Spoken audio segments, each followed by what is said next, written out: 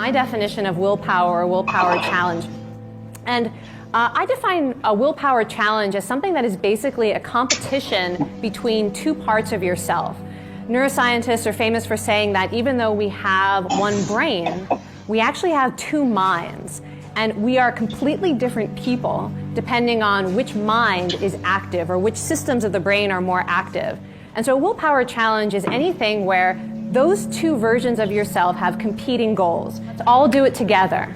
Unless you have health problems, and then, I don't want anyone to pass out or have a stroke.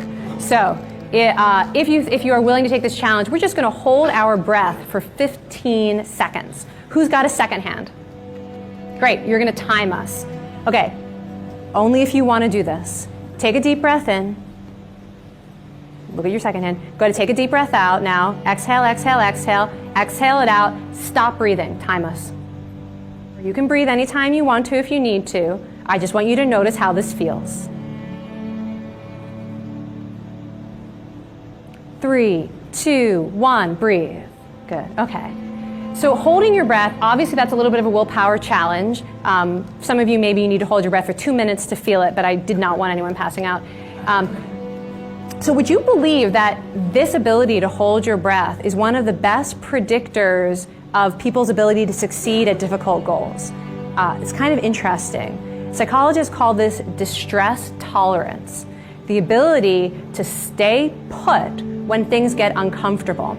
So I want to tell you now about a small intervention that teaches people how to sort of hold their breath, but not exactly, how to basically ride out physical discomfort that gets in the way of making a difficult change. I'm going to tell you about 2 different studies that are basically using the same technique, so you can kind of pick your willpower challenge here.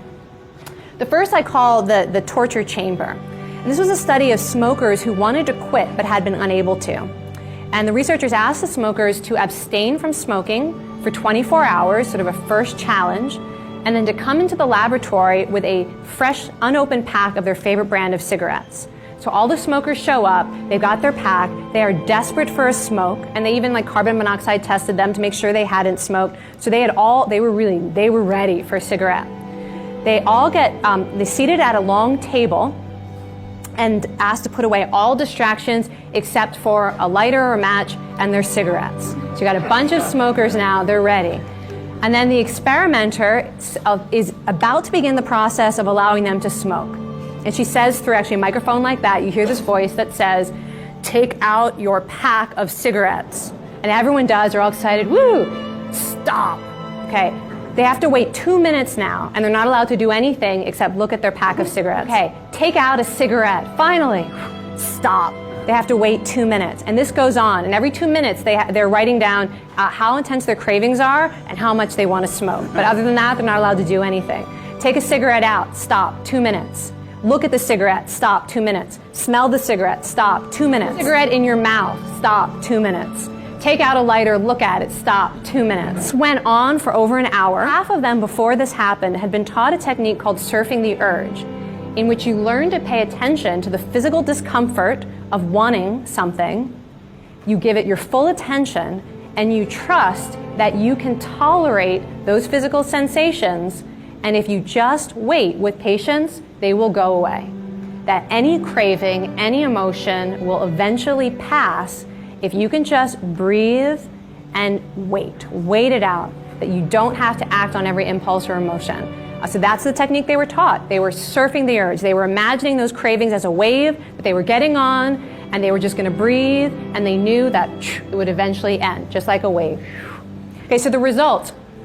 In this study, the smokers who had been taught how to surf the urge in that 1 hour torture test, they ended up reducing their cigarette smoke by 40% in the very next week, even though the researchers had not asked them to. The control group did not reduce their cigarettes at all.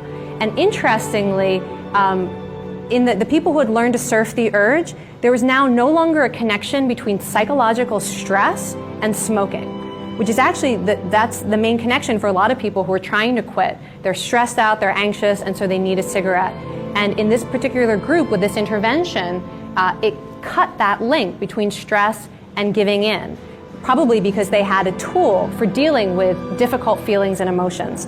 In this study, The people who had trouble with self-control around food, if they were taught to surf the urge, 0 had a single Hershey's Kiss over the entire 48 hours. Whereas those who'd been given other strategies, including distraction, ended up much more likely to give in and also really stressed out about it.